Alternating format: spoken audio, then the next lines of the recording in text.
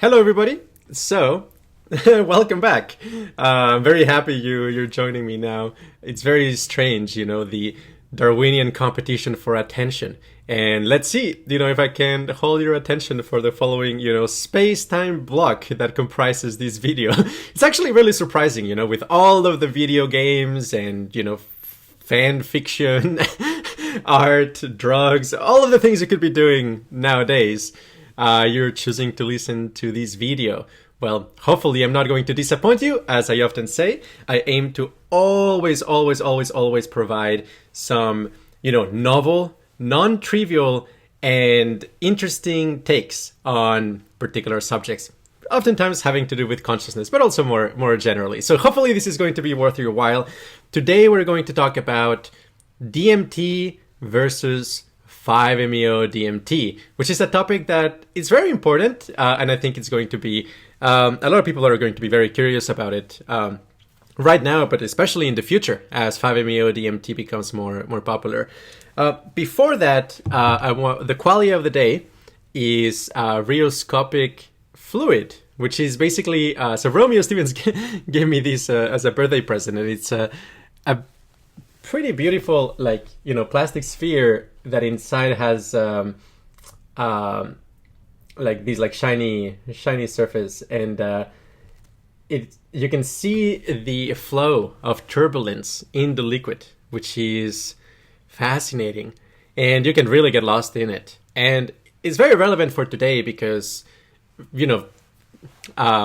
turbulent flow actually plays a very important role both in DMT and 5-MeO DMT experiences, and I'll touch upon it briefly in the video. So yeah, fascinating. So Morten Kringelbach recently published a paper about analyzing brain activity in terms of turbulent flow, which is fascinating, and I think it's going to be really interesting to basically apply that analysis to exotic states of consciousness. Anyway, let us get started. So what is the difference between DMT and 5-MeO DMT? Well, the difference is profound. It's a profound difference, and they don't get averaged out if you take them together. In a different video, I'm going to talk about the state space of possible combinations of 5-MeO DMT and DMT and what happens at different proportions, which I guess as an aside, I should say, you should be extremely careful about combining these substances. I mean, you should be very careful about using these substances to begin with, because they're really, really potent, and it's very easy to quote unquote overdose on them, and have too much overwhelming experiences. Well, combining DMT and 5-MeO DMT produces also extremely overwhelming experiences above certain dosage and proportions. So I don't recommend it, but I do have a video planned where I go over basically what happens at every possible combination based on interviews and data that we've received, which is fascinating. Okay, but the basic case of 5-MeO DMT versus DMT, I wrote an article about a year ago called The 9 Lenses that compares these two substances. And since then, we've had a bunch more insights. So this video is actually going to be called The 12 Lenses, because I'm also introducing 3 more lenses that I think are pretty clarifying for what this is. So the first lens doesn't come from the article. It's a new lens, and I think it explains a lot. I talked about this in my recent presentation at the Oxford Psychedelic Society. And the framework is that the difference between 5-MeO DMT and DMT is that DMT gives rise to competing clusters of coherence in your nervous system, whereas 5-MeO DMT gives rise to an attractor that has global coherence. And a lot of the state can be explained in terms of those two frameworks. So first of all, you have to realize that your nervous system is organized along a particular hierarchy it's basically a resonance network. And roughly speaking, the higher in the hierarchy, the more high level the concepts are. So rather than, just low level sensations at the bottom of the hierarchy to maybe features, and then objects. At the top of the hierarchy, you have things such as sense of self and your theory of the cosmos and things like that. So when I say competing clusters of coherence by DMT, that basically means that patches of that hierarchy enter into coherence. And this is really crazy because usually there's kind of like a negotiation process where for a layer to kind of like admit information from a lower layer, it has to basically be in phase with it. And if it's not, it gets just rejected as kind of like information that is not like correct, because we have like priors, and the priors are instantiated at higher layers. So DMT seems to, drastically reduce like alpha coherence and other like, neuroscientific signatures of like how priors may be implemented in the brain. And as a result, you get kind of these like traveling waves from the bottom up of the hierarchy. And because this coherence is in a sense kind of a sidestepping or bypassing the normal mechanisms that basically identify whether data is like spurious or not. For that reason, basically this gives rise to a kind of forced belief updates, where it's actually dissonant to go against the hallucinations. And I'll go a little bit more in depth on that particular point. But the core insight here is that the competing patterns of coherence happen across the hierarchy. So you can have like coherence at the level of like the textures in the wall. So when you see kind of like wallpaper symmetries, you see like slabs of symmetry happen in DMT. That would be kind of like low level coherence.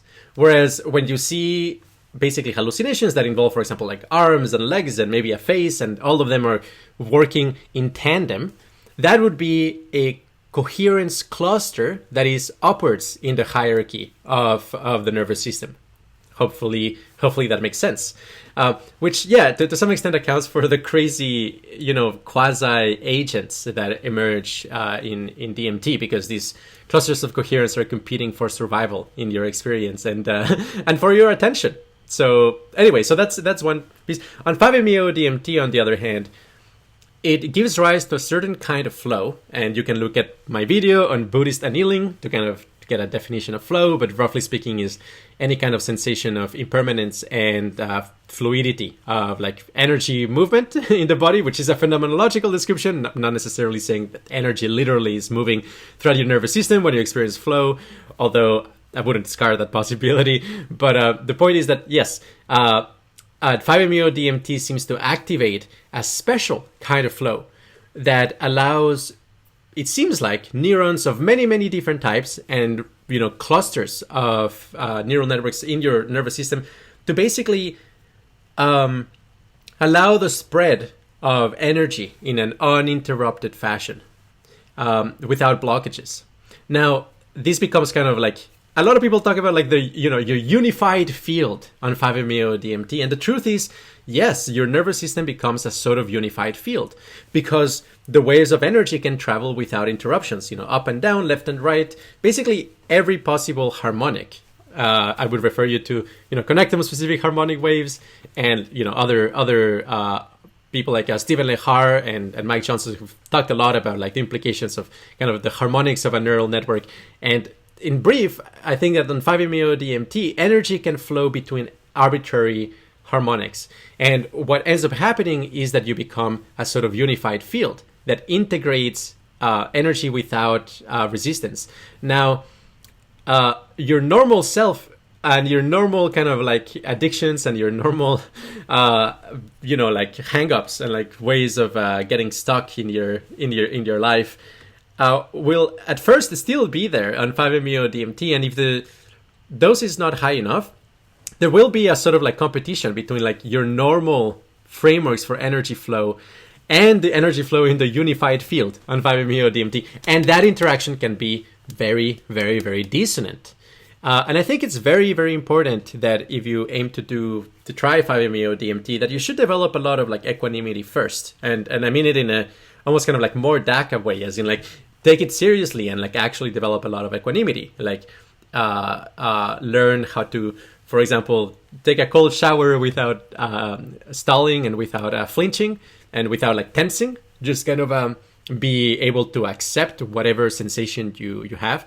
And the same for, like, for example, even like spicy food or something like that, or getting feedback, getting uncomfortable feedback, learning to have a lot of equanimity when getting uncomfortable feedback.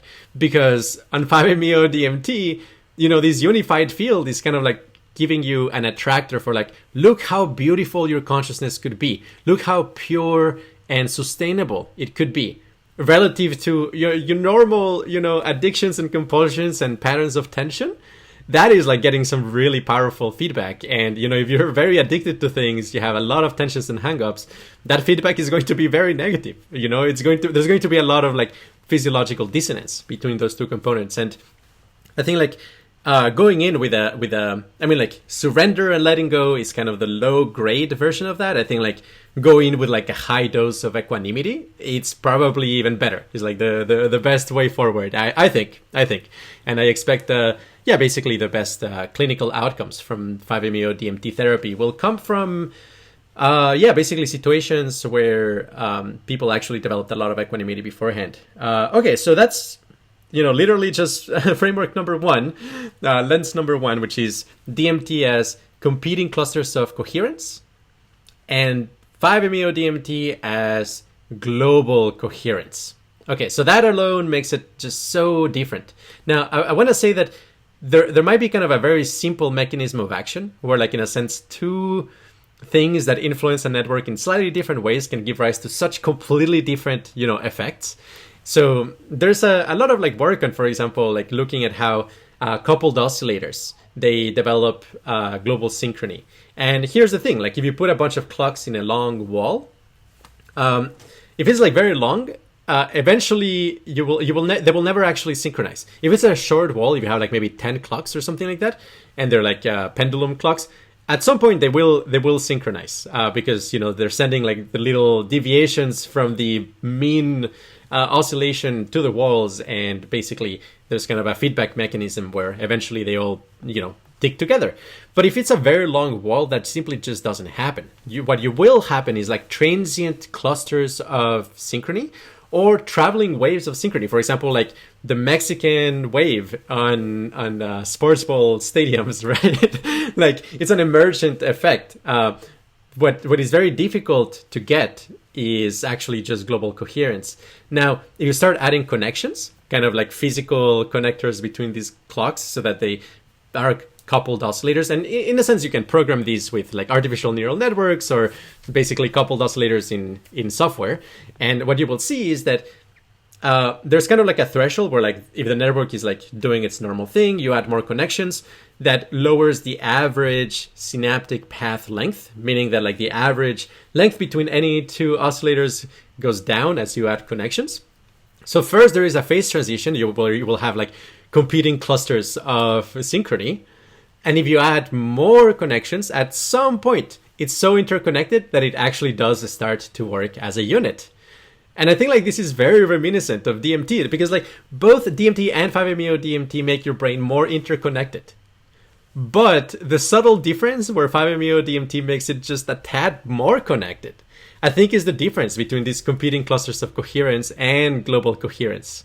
So anyway, like, small differences in connectivity can give rise to tremendous differences in overall dynamics, how it actually works, which brings me to the second framework, which is valence. So most DMT experiences are going to be mixed valence, and there's really good reasons for that. Given the symmetry theory of valence, recall basically the more symmetry there is in the object that is isomorphic to a conscious experience, basically the more pleasant the experience is going to be. The more anti-symmetry, basically incompatible symmetries coexist, the more unpleasant the experience is going to be. So think of, like, DMT really as kind of like making your brain into a very, very complex high-dimensional orchestra. And you're trying to coordinate all of these different players. And, like, sometimes you get kind of like all of these bundled over here. It's kind of like playing a certain tune, and this bundle over here is playing a slightly different tune, and they're not in tune with one another, and all of a sudden you get extreme dissonance for that reason. But usually is going to be that there's kind of like an ecosystem. And if you draw kind of the graph of how those regions of the conscious ecosystem are connected to one another, you will see like, oh, okay, this line is dissonant with this one is dissonant with this one this one, but this one is consonant with this one is consonant with this one, and so on. So it's going to be like a mess, in other words. And like it usually like takes luck or meditation to essentially end up in a very, very clean, beautiful attractor on DMT, and it does happen. But even though those attractors are like very unitive in a sense, they're not, you don't have the complete experience of complete boundary dissolution. Why? Because even the feelings of oneness on DMT will be manufactured by basically coordinating clusters of coherence so that they create a sort of like quasi-unity, or in a sense like it's a cooperator equilibrium between these patches of coherence. So whereas DMT, in terms of valence, has really two large attractors. It has like everything is awful attractor, where basically you have like this global coherence interfering really, really strongly with basically your natural, patterns of tensions as they dissolve during the experience. Or what could also happen is that you may experience two competing clusters of coherence. I think that's like more rare, but that's just a very, very bad trip, especially if you take a high dose, which is why I actually don't advocate at all. Like people take high doses of 5-MeO DMT. It's just a gamble. It can be just so bad. Small doses, up to maybe 5 milligrams. I actually think it can be pretty safe if you combine it with meditation and a really, really solid intention. And, with combine it with other methods. Okay, so that's valence. Now, another framework that comes out of this is basically how oneness gets represented. So because in 5-MeO DMT, you do achieve this global coherence, all internal boundaries dissolve. So you could almost say that you kind of like merge with a unified field of consciousness, and there's no differentiation. Any differentiation melts away. It can still be a very high energy state, but basically because energy travels without blockages. Basically, it does feel boundless. It does feel infinite. It's not, I should say it's not infinite, because just because something is boundless doesn't make it be infinite. For example, the surface of a sphere, it's boundless, right? Like there's no boundaries. You can walk anywhere and you don't find boundaries. That doesn't make it an infinite surface, So likewise, I think on 5-MeO DMT, you may have a lot of consciousness. There may be a lot of qualia, and they don't have boundaries. But in the final analysis, I do think it's a finite bundle of energy that is in this hypercoherent state. Not infinite, not infinite. Very large, not infinite.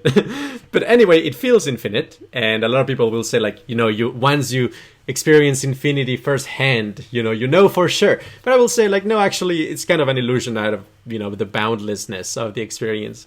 But in a way, what 5-MeO DMT allows you to experience is a representation of the whole, instantiated all at once. So it's kind of like the whole representing the whole. Kind of imagine all of reality being this like Om symbol, and everything is resonating in line with that Om symbol, and there's no information. That's just it. It's kind of the breadth of the universe, so to speak. Yeah, that's 5-MeO DMT for you. Now, DMT, on the other hand, because it has these chaotic, very complex clusters of coherence going on, it does represent oneness, but as I said, it is kind of like when our orchestra finds a very consonant tune. But for it to find a very consonant tune, it actually requires, each of the clusters of coherence requires to have, in a sense, a kind of tiny model of how it's influencing the rest of the experience so that it can be in consonance with it. So, in a sense, 5-MeO DMT is you get a global experience that represents the whole. On DMT, you get a shattered experience where each part can claim to be the whole. You may experience like the symbol of God or something like that over here, over the, and in a sense, they're all going to claim that they are the totality. So it's kind of like a way of holographically encoding all of the information you experience fractally in each of the components, because each of the components requires to understand how the rest of the experience behaves so that it can actually be in consonance with it. which actually takes me to the free energy principle, which is also kind of like a new framework here. I mean, like we've talked about the free energy principle for a long time at QRI. Friston and Carhart Harris, they're lineages of QRI. We really care about like that worldview. I will point out though that we think it's a piece of the puzzle. It's not like the final answer. There's a lot of talk of kind of like, oh, the free energy principle provides the framework for how to understand consciousness, which I don't think is the case. But briefly stated, the free energy principle says that basically any dynamical system that survives, that actually is able to continue its own existence, can be interpreted as performing Bayesian inference on its surrounding. And as a consequence, you have this very interesting component where for a dynamic system to actually survive, it needs to balance the accuracy by which it's modeling its environment and the complexity of the internal model. Because you can always model an environment perfectly if you create a perfect copy of it. I mean, you can make a very, very, very high quality model. But if storing that model takes a ton of energy and information, that itself will make it unstable. It's very difficult to basically harness very complex models. They're unstable. So in a sense, like the dynamic systems that are good at surviving are precisely those that have the correct balance between internal model complexity of the environment and accuracy of that model complexity. Now, this really applies to, these exotic states of consciousness in a number of ways. And I talked about one of them in the Oxford Psychedelic Science Conference, which I'll repeat first, and then I'll explain other ways in which the free energy principle applies to exotic states. So the way in which I talked about this was how basically competing clusters of coherence, first of all, the way in which the free energy principle is implemented, which nobody is talking about this in these terms. People are talking about, like, for example, 5HT, 2A receptors and desynchronization and things like that. But at QRI, the way in which we think about this is that basically the brain is a network of resonance, and what it's trying to do is minimize dissonance. And basically, what happens is that for you to basically have a very dissonance-free experience, you need to, in a sense, be able to predict the lower layers of the hierarchy, because wrong predictions basically are out of phase, and that causes dissonance. And the model internally, which is also implemented with a network of resonance, has to be relatively simple, because very complex models have an inherent dissonance cost. But also, more symmetrical models are, generally speaking, less, or they can be less dissonant. So that also creates kind of like this bias towards like simplicity in our models and also symmetry in our models, as has been demonstrated in a lot of like psychophysics work, that in giving a range of interpretations, we tend to select the simplest one in, for example, like perceptual tasks and so on. And Stephen Lehar has a lot of he has a lot of like write-ups about precisely this topic. So that's one way in which the free energy principle may really apply to your experience. But there's also another very fascinating way, which is that it applies to what happens on these exotic states of consciousness more precisely in two ways. So the first one is something that I discussed in the hyperbolic geometry of DMT experiences, in the way where what happens on DMT is that the energy parameter drastically increases, and energy in your consciousness basically can manifest as intensified brightness of surfaces, intensified movement like speed, the curvature of what we call the world sheet, which is basically the depth map that is associated to your visual impressions. So that has an inherent curvature, where like the curvature has an inherent energy, where basically more flat things have lower energy relative to like very curved and intricate stuff that requires a lot of energy to instantiate.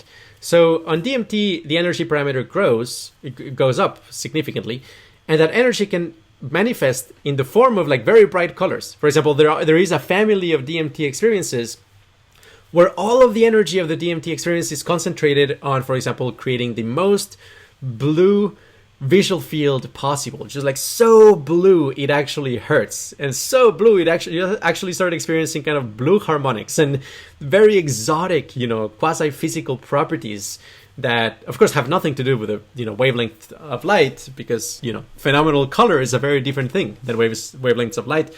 You could presumably also experience color with audio thanks to synesthesia, but in any case, like the color as a qualia variety that can store a bunch of energy. And you may also experience a completely different DMT like category of experience where you have all of the energy concentrated on the curvature, or on, for example, the speed of things, or like on sound, like a tone so intense that basically that is most of your experience. So energy, where it's concentrated in your experience, fluctuates during a DMT experience. I mean, rarely does it fully, concentrate entirely into just one modality. It's oftentimes kind of a mixture of all of those things. Importantly, though, because our brains are Bayesian in a computational sense, what we can recognize lowers our energy. So when the world sheet is kind of like doing crazy, chaotic, high energy resonant configurations, and you get tessellation patterns and symmetries and so on. So if you can kind of look at it and say like, oh, this region over here kind of looks like a table, what will happen is that it will crystallize into a table.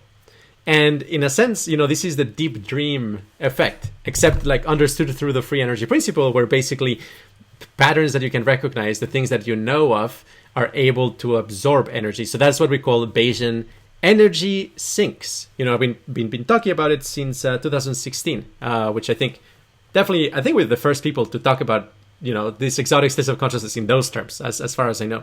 Especially considering like a deep discussion of the world sheet and its dynamics. I think all of that is like new vocabulary from us.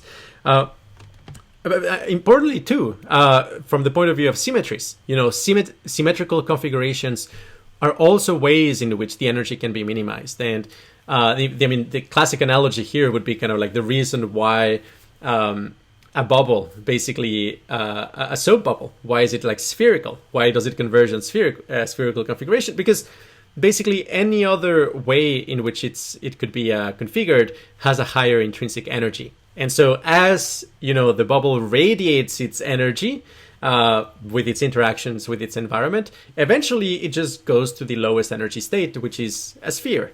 And likewise, on DMT and exotic states of consciousness, basically the configurations, which we think are basically nonlinear couplings between harmonics, the thing that happens there is that the configurations that can radiate energy will generally tend towards high symmetry, because that is the lowest energy configuration. And as a consequence, the things that you experience on DMT will be these slabs of symmetry, at first two-dimensional, and they're going to be kind of negotiating their existence and basically trying to stitch with one another. And that stitching process is also an energy minimization process, which gets combined with the Bayesian energy sinks. And so you get a crazy coupling between highly symmetrical configurations and semantically meaningful configurations. And yeah, basically energy loss can happen in one way or the other. And like you may have a trip where you end up in just a perfect symmetrical lattice, and that's one possible, energy minimization configuration. Or you may end up in a trip where you experience something super semantic, something like you were taken to like DMT purgatory because of a sin that you haven't confessed, or just something weird like that. And that it could also be basically a locally a lowest energy configuration. So that is, one way in which the free energy principle interfaces with DMT. In particular, on 5-MeO DMT, the because you get this like global flow, what ends up happening is that the lowest energy configuration is actually something like globally becoming a sphere, or kind of like the soap bubble. Like in DMT, it would be an ecosystem of soap bubbles, all of them trying to achieve like lowest energy configurations. On 5-MeO DMT is the entirety of your experience is kind of this soap bubble, and it's trying to achieve its minimum energy configuration given its level of excitation, which is a function of the dose. So yeah, I mean, when you become one with everything, yes, that is kind of water-seeking level, or like the bubble being perfectly spherical. Well, I'd be very interested in, like, physicists or other, like, psychonauts, rational psychonauts, to provide feedback on this model. I'm fairly confident of it, but I could be wrong. The other very critical way in which the free energy principle shows up, and also I believe nobody is talking about this. You heard it first at QRI, or you've heard it first from us, which is that the coherent clusters that are actually able to survive are also those that, interestingly, will have a sort of like model of their environment in how they interact with their environment. So you have like this slab of symmetry, for example, over here, and it's going to be vibrating. I mean, that's like a super fascinating thing of like these states of consciousness. We also think of normal states of consciousness, except it's just not as obvious. But basically, when you have like these vibrating slabs of symmetry, they will be sending waves. I know this sounds crazy, but it's true. They will be sending waves with a resonant frequency equivalent to the resonant frequency of the slab, and they will be bouncing off. And only the ones that basically reinforce their environment and get their environment to send back waves that don't destroy them will be the ones that exist. So in a sense, you will have this ecosystem where different patches, in some sense, like the coherence clusters, could be thought of as like, Markov blankets. Not exactly, because things are more interconnected, and I'm not sure the assumptions fully work in a holistic process like conscious experience, but approximately, like a DMT entity, or like this weird belief over here, or this weird like body sensation over here on DMT. Yeah, for them to like exist and be sustainable, they kind of require an internal model of their environment, which is why, basically this provides a further explanation for why on DMT everything seems to represent everything else. I mean, it's crazy. I mean, that's kind of the holographic fractal property. We believe that we can explain to a large extent, the holographic fractal property of DMT experiences using a modification of the free energy principle for the particular physical conditions of the brain. So anyway, I said it here first. You heard it from us first. Now, let me go over basically the various lenses that I talked about in the article. So all of these, they're like a couple years old, but I think they still apply. They're very insightful, I think. So first of all, space versus form. Like 5-MeO DMT is much more space-like than DMT. So like DMT, generally speaking, tends to have a lot of surfaces. Basically, these slabs of symmetry, these basically moire or interference patterns between harmonics that are trying to get stitched together constantly. And in the process of stitching together, they form hyperbolic surfaces. So that is like full of form, like they're concrete objects. I mean, they may be like mathematical, symmetrical, and so on, but they're concrete objects with they provide a clear boundary to your world simulation. Whereas 5-MeO DMT is inherently boundary dissolving. Like the whole point is that if there's an internal boundary, the energy flow in 5-MeO DMT that is uninterrupted essentially dissolves that boundary. And what you end up having is boundlessness. Now, I'm not saying that there are no boundlessness experiences on DMT. I'm just going to say that they are like less total. They're less complete. They will always have kind of this quality of being maybe encased in a room, or being there's kind of like walls around which the energy bounces off. Whereas 5-MeO DMT is like truly boundless. Like it really truly transcends boundaries. Second of this list, crystals versus quasi-crystals. So on 5-MeO DMT, you may experience, perfect hexagonal lattice, hyperbolic honeycombs, things like that. Why? Well, there is a fascinating duality between temporal synchrony and spatial symmetry, where for you to actually instantiate something like a perfectly repeating hexagonal lattice, the harmonics need to be synchronized. Whereas on DMT, again, there's no, global coherence.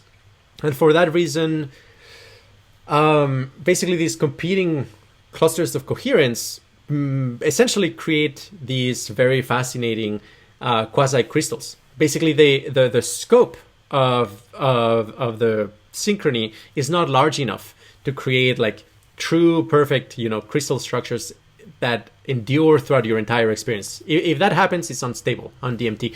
Whereas on 5-MeO DMT, you can crystallize and stabilize a super high dimensional symmetry group, and that tends to be an experience that you may describe as like becoming God or becoming the ultimate reality and so on. Now, the tricky and fascinating part is that there's a ton of them.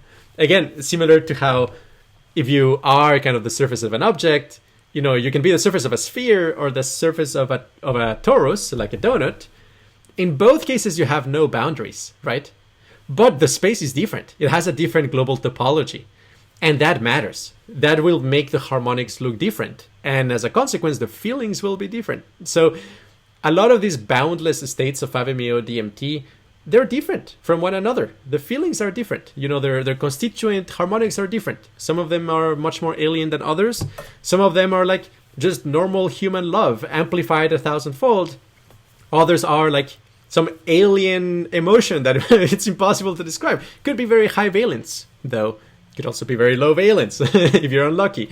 But the point is that even when you experience infinity or boundlessness, it's underdetermined which of the boundless states of consciousness you experience, because there's so many. There's a ton. There's families of them.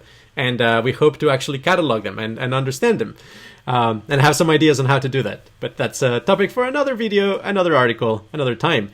Third framework in this list is non-attachment versus attachment. And basically 5-MeO DMT tends to punish you for attachment to existence. I mean, that's a weird thing, right? Like in Buddhism, they talk about like how beyond sensory desire, there's also kind of like these more subtle things such as like attachment for existence, desire for existence, or desire for non-existence. Like if you're suffering and you may like desire intensely to not exist. And the Buddhists would actually say both of those desires are, they're unwise. They're like unskillful. That where it's at is at equanimity, where you neither desire to exist nor desire to not exist. And I think that 5-MeO DMT, essentially that's the attitude that it rewards, is basically complete equanimity about both existence and non-existence. There's like some really, really intense things that can happen on 5-MeO DMT. Like, for example, that you feel that the truth is pretty horrifying because it includes the suffering of all of the rest of reality. Or you may experience truth as like completely liberating because, in a sense, most of reality might be blissful. For example, it's possible. I mean, Mike talks about these, like how like supernova and quasars and black holes, they may actually be like states of consciousness in ecstasy, so to speak. Who knows? But basically on 5-MeO DMT, these like radical groundlessness, this feeling that there's no way for you to control who you are or where you are. I mean, like, think about it. Like, did you decide to be where you are right now? No, it just kind of happened, right? So the same is going to be true for like being a post-human in ecstasy, like knowing everything and being in love, or being a pig in a factory farm. Like, it's kind of outside of your control, If we're all one, if we're kind of the one electron of the universe bouncing back and forth, interfering with itself, yeah, you're kind of everywhere, and there's really nothing you can do to prevent becoming something else. And that's a whole topic. I've talked about these in other videos, but yeah, this radical feeling of groundlessness essentially teaches you that both attachment to existence and non-attachment, these kind of like trying to get out of existence, they're both causes of suffering.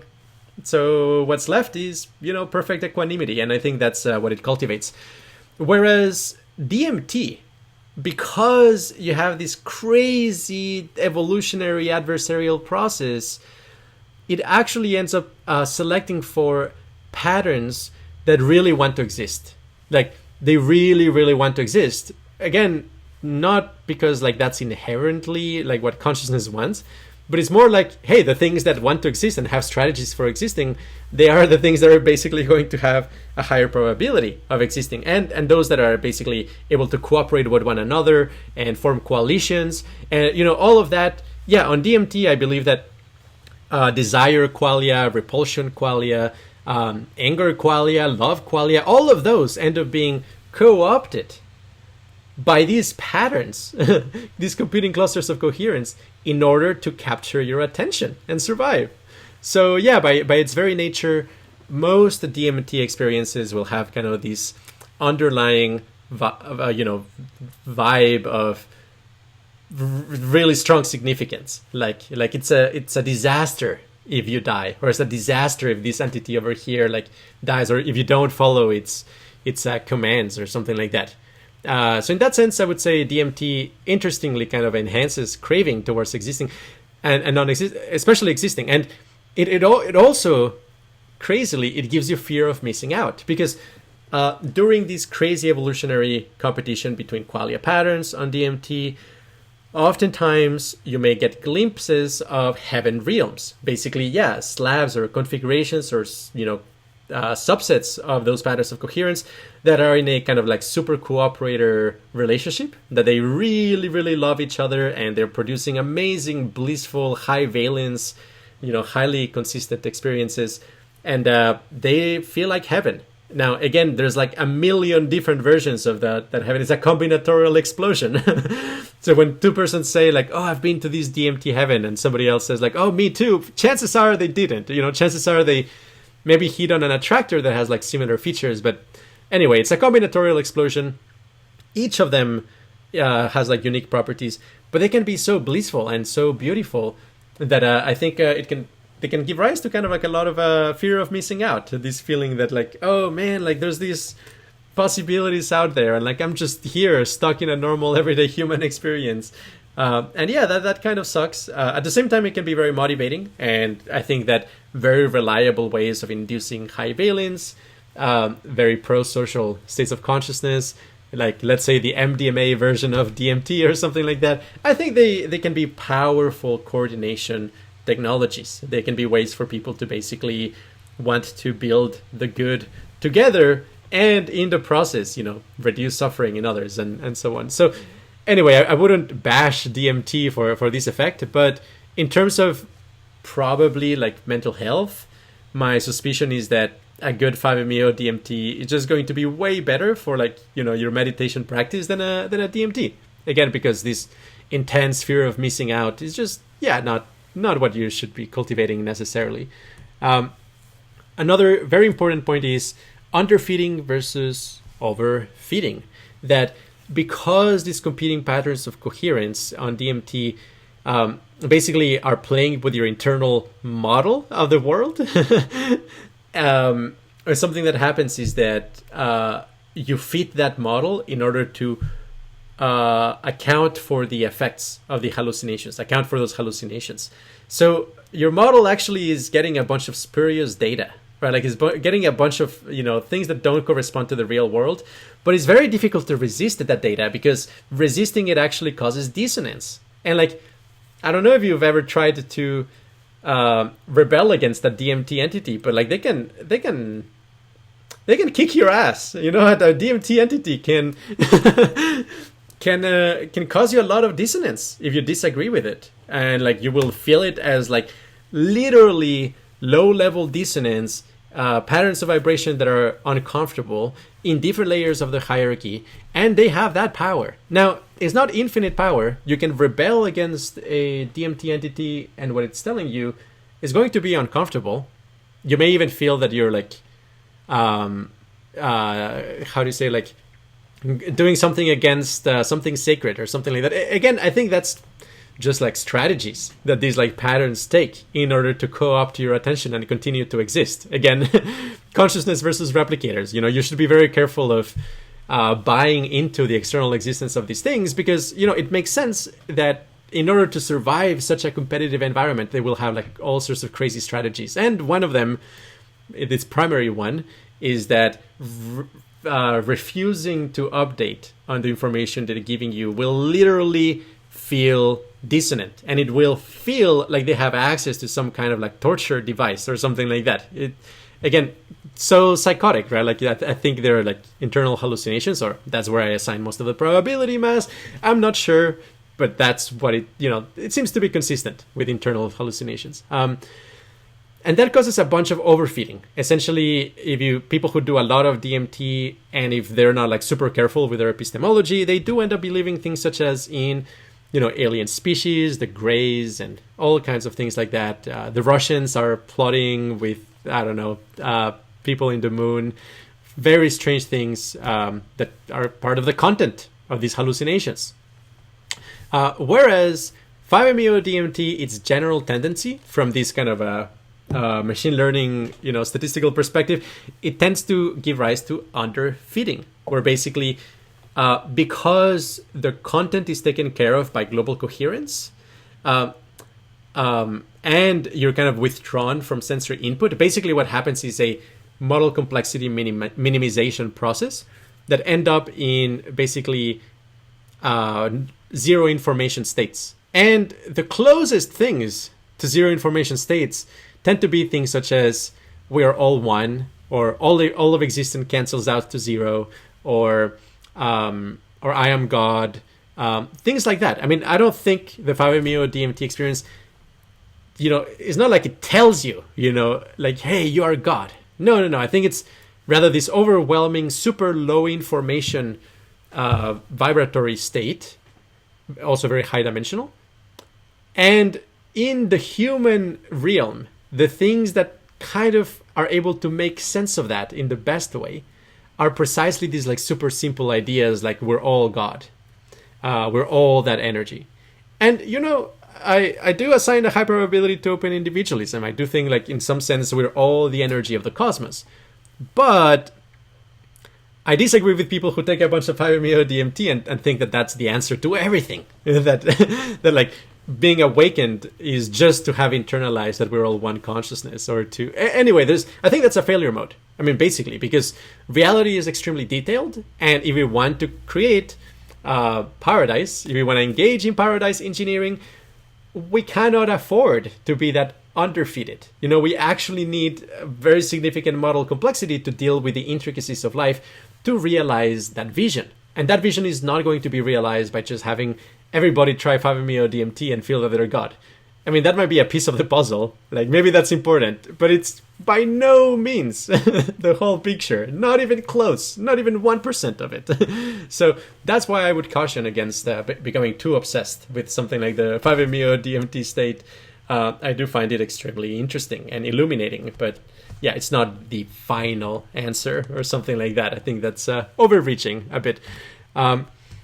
Then we have fixed points and limit cycles versus chaotic attractors. I recommend watching my presentation at Harvard about the hyperbolic geometry of DMT experiences, where I basically show these examples. And also there's like videos online of video feedback that basically tag examples. But yeah, basically fixed point happens when, for example, you take a camera and you point it at its own feedback, at its own screen that it's showing. And you put kind of like a point in the center or something like that, and then you remove it. And like, it's a stable configuration where the image gets mapped on to basically the image that gets produced by the camera. And it's a stable loop with no information, with just one slice. And that's called a fixed point. A limit cycle is when you have a pattern that repeats after a number of steps. And that can happen, for example, if you take the camera and you tilt it slightly, and maybe you get kind of a spirally thing, and there's a little bit of noise, so that like it's not just a perfectly symmetrical, like tunnel. You can get like patterns that basically do a short loop, maybe over the course of like 10 seconds or so. So that's like kind of typical of 5-MeO DMT, especially the fixed point, where like the operation that your awareness does on your current experience is one that results in the same experience. This is kind of like your whole experience is like eigenvector, that like you apply the operation and it results on the exact same thing every time you apply it. Yeah, that's one example. Whereas on DMT, you tend to have chaotic attractors. Like you may have like some time loops and stuff, but like the time loops tend to be local. I mean, like that's the crazy thing. Like competing patterns of coherence is the patches of coherence are in a state of being a time loop because they are, eigenmodes. Basically, they are like subsets of your nervous system that under the influence of DMT, they create a self-repeating structure. So it could be, for example, like, oh, and there's so many of them. You have like, surfaces that kind of like alternate in one direction and the other, and kind of like that is, their eigenmode. But there's also a lot more crazy stuff. For example, there's like some DMT trips where the thing that is like a pattern of coherence is what feels like threads, like lines, like for example in your legs or something like that. You have like these like lines, and maybe you have like lines of 3 different colors. You may have like blue, yellow, and red as an example, and they activate in sequence. Basically, the blue one activates the yellow, and the yellow activates the red, and the red activates the blue, and they inhibit the one right before it. So you can kind of like these Christmas lights that are like circulating,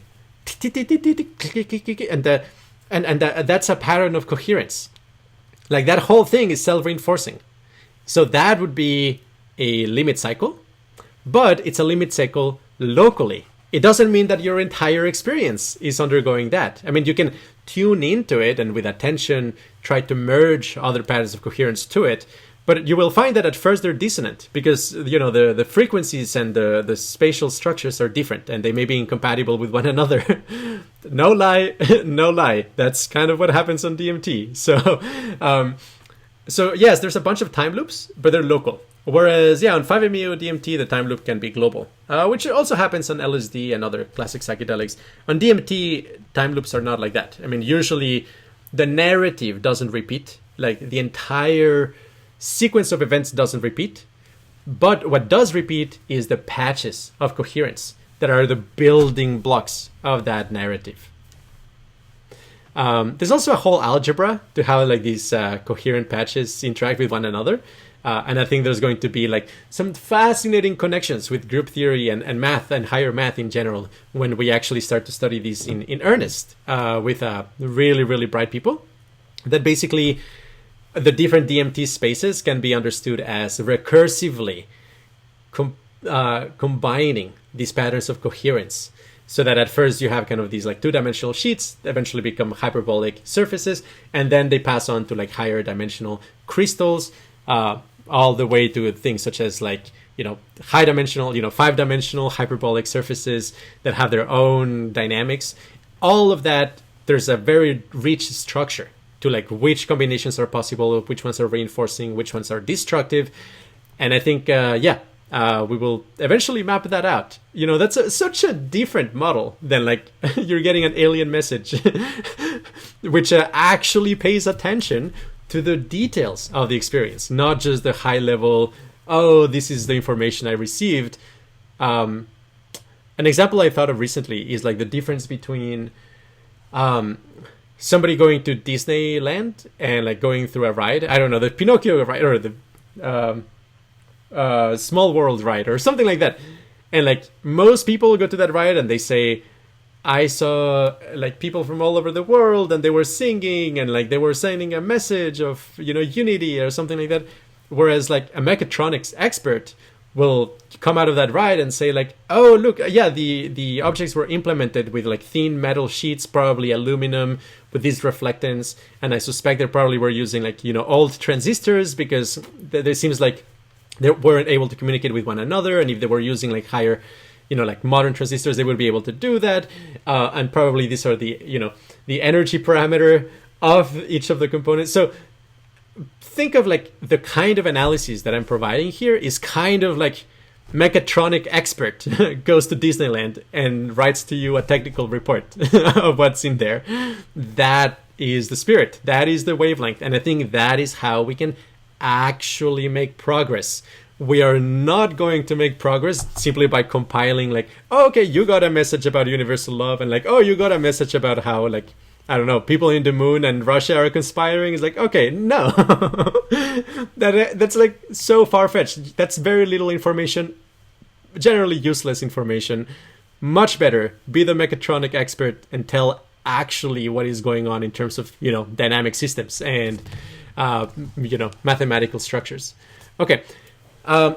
6, modulation of lateral inhibition. So in the tracer tool, we have received data. So the tracer tool is basically a tool online. I'll put a link in the description where you have a ball bouncing around and you see the tracers of it when you're on a psychedelic. And we're very interested in quantifying those tracers as a function of dose, as a function of substance. And the data that we have received so far is very suggestive that there is a profound difference between DMT tracers and 5-MeO DMT tracers, where the DMT tracers basically create alternating colors.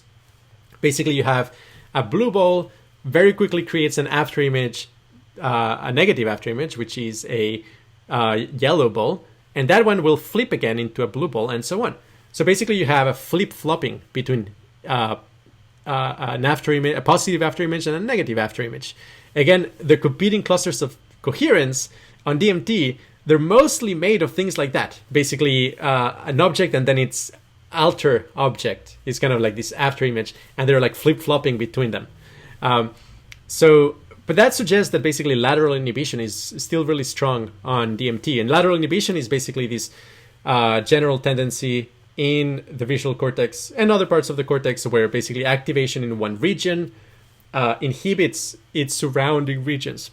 So when you activate basically the color blue, that inhibits the surrounding ones. And if you excite that network, you can imagine that you will have like a symmetrical lattice of activation. And as a consequence, you will be flip-flopping between a color and its opposite. So yeah, these like slabs of symmetry I was talking about, yeah, oftentimes, or for the most part, they are like complementary colors. So you will have like blue and yellow alternating. And that's what we see with the tracers. 5-MeO DMT, on the other hand, produces tracers that are solid in color. They're basically, if it's blue, the whole tracer is just blue, which actually sort of suggests that like lateral inhibition may be compromised. And I wonder if that is what's going on. I mean, I don't know, but like that would kind of be consistent. So it's possible. I don't know. It's possible that the flow that gets activated on 5-MeO DMT basically allows entire patches of the cortex to be activated at once, which would create this very strange contradictory experience of something and its opposites happening at once, which is something so characteristic of 5-MeO DMT. Kind of like the opposites converge, whereas on DMT they flip-flop between one another. You get kind of this quickly alternating between one another. So yeah, so that's a fascinating framework. Again, that's modulating lateral inhibition. Then we have diffuse attention versus focused attention. I don't think I need to spend a lot of time here, but basically DMT makes things extremely crisp. Attention becomes extremely detailed and very focused for the most part. I mean, there is some diffuse attention when it comes to the world sheet being this three-dimensional resonance structure, and attention can be diffused, but still, the way in which attention is diffused there still contains this very crisp, like threads or patches that are like populating that space. So there's like a crispness to it. Whereas 5-MeO DMT tends to generate a kind of like diffuse awareness over a large, and it's very like, you don't really have attention, you have like awareness. I mean, there's a difference between awareness and attention. Awareness is automatic and like massively parallel, whereas attention is basically how you bind together features of your experience, your world simulation. And on 5-MeO DMT, it almost seems that you experience just a ton of awareness and no ability to concentrate on any particular region of your experience. Or if you do concentrate, that concentration kind of diffuminates and dissipates, and it gets absorbed by everything else, which is why, in some sense, like the biggest attractors of 5-MeO DMT are this very strange kind of diffuse attention across your whole field of awareness. So that's a huge difference. Okay, then there's also like big chunks and tiny chunks versus power law of chunks. So again, like these competing patterns of coherence on DMT, I think that they basically follow a power law. It's kind of like similar to, how large avalanches are. Because like, hey, this pattern over here is just barely able to basically draw attention and maybe like flickers in and out of existence. Whereas like this bundle over here is able to kind of snowball into a whole, scenario or entity and object. But because of the chaotic nature of it and the opportunistic nature of patterns, that basically whenever there's a transformation in your experience, in DMT, you will tend to generally fit the holes with new emergent symmetries. How to say this? Like here, for example, there's no, strictly speaking, two-dimensional pentagon because it's a projection. But as soon as I align it with a camera, you do have this pentagon that has like a new symmetry, which is that you can rotate it 5 times.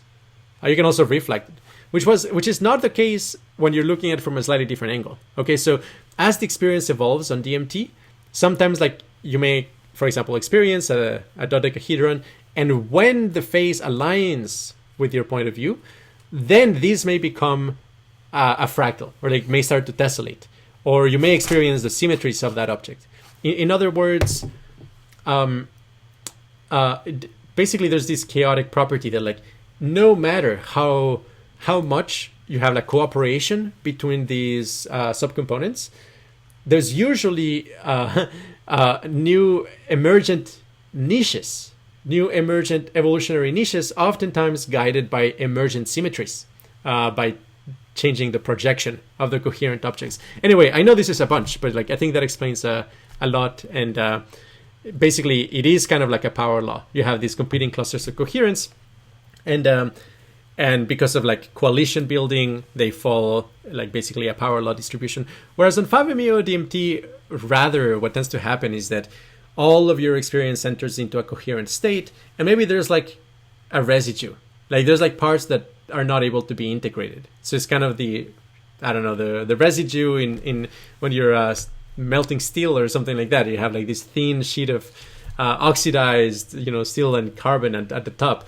Whereas like you still have like the bulk of it is like in this highly integrated state. And I think 5-MeO DMT can be described like that quite often. Finally, 5-MeO DMT tends to give rise to like super high levels of integration, which is where basically different parts of your nervous system are now able to talk to each other in a shared language, which is the language of the flow of 5-MeO DMT and the lack of internal resistance or blockages for the flow of that energy.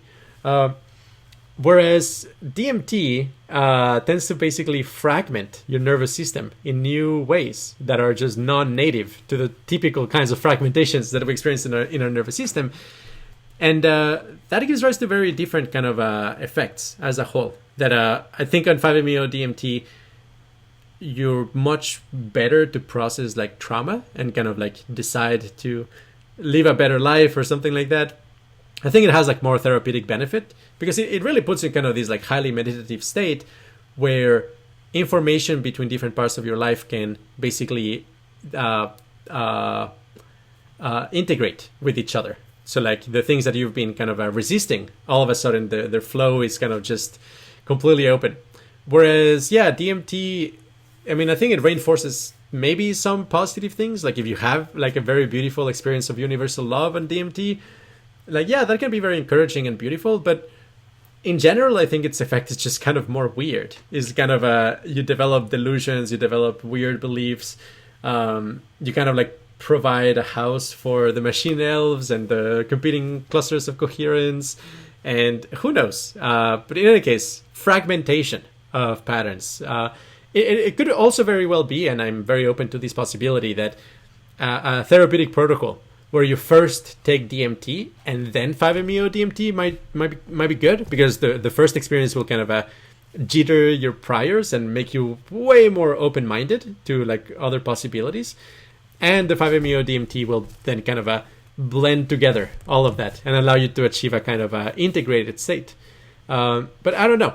It may also just be the case that pure 5-MeO DMT is just the best for therapy in every situation. When it's like well titrated and like the dose is reasonable. Yeah, I think that's there's a high probability that's going to be a breakthrough therapy for things like depression and anxiety and trauma. I guess I'll mention one fascinating thing that emerges out of these frameworks is that a lot of the spaces that you experience on DMT is they're trying to coexist without producing dissonance with one another. And there is a whole family of states on DMT. I call them the Megaminx world. By basically, this is a Megaminx, a dodecahedra, like Rubik's Cube, or Rubik's dodecahedra. And your experience on DMT, sometimes there's like a whole attractor that is like your experience is kind of like fragmented into clusters, where each of those clusters, the time loops involve transformations in literal embedded mathematical groups, one of which is this one, but there's also others. There's a whole family. And what happens is that the way in which valence ends up manifesting like that is that there's kind of an energy flow in each of those configurations. And when you try to solve the Rubik's cubes, so to speak, bad solutions basically are those where the energy collides with itself and causes dissonance. And good solutions are those where the energy flows without collisions. So it's very crazy, right? Because you're playing kind of this hallucinatory, high-dimensional, crazy video game, and it absolutely seems like somebody else made it up. But then again, from the point of view of, valence structuralism, the symmetry theory of valence, it makes sense. Like these competing clusters of coherence are trying to achieve an equilibrium, and they're trying to minimize dissonance. And one way to do that is to basically lay it out as kind of these symmetry groups, and for you to basically try to solve it and find a better configuration. And so it's a game, and it can be a very blissful game if you achieve a very good configuration.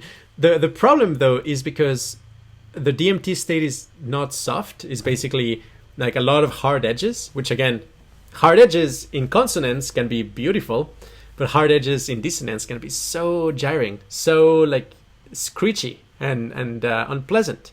And in a sense, these are games with real stakes. And the stakes are your sanity, and the stakes are valence. So DMT is one of those things where like you can end up accidentally instantiating a game and be stuck in a local maxima of dissonance in that game and have no way of escaping it. Like maybe if you're a super genius and like the solutions to all of the Rubik's cubes in all of the dimensions, you will be able to say like, oh yeah, this is a family of, I don't know, E7, and like the way to solve it is this way, and then you achieve a perfectly blissful state. I wonder like what Terence Tao on DMT would say. I really wonder. I really hope like he does it at some point and talks about it. But the thing is like there's real stakes. I mean, you can end up in like a hell realm on DMT and end up basically just any move that you make makes the dissonance worse, and by not making any movement you're in a very badly dissonant state. So that's why DMT is kind of dangerous. And like even people who've done it like up to like hundreds of times, sometimes they can still have a very unpleasant experience just kind of randomly. Again, it's a matter of dose. Very bad experiences tend to happen in like higher doses for the most part, like waiting room and breakthrough level experiences.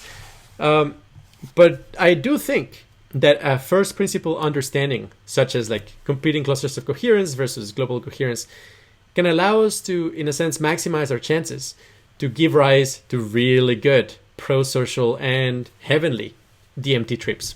Again, we're in such early stages of understanding all this, but hopefully these 12 lenses I just provided are clarifying, illuminating, and I mean, again, you heard it here first, and please cite our work, maybe donate to Curai if you're interested in this sort of thing, and look forward to talking to you another time.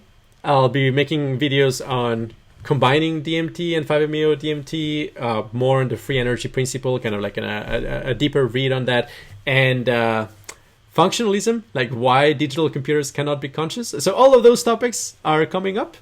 Anyway, all right. Thank you so much, Infinite Bliss, and have a wonderful, wonderful day.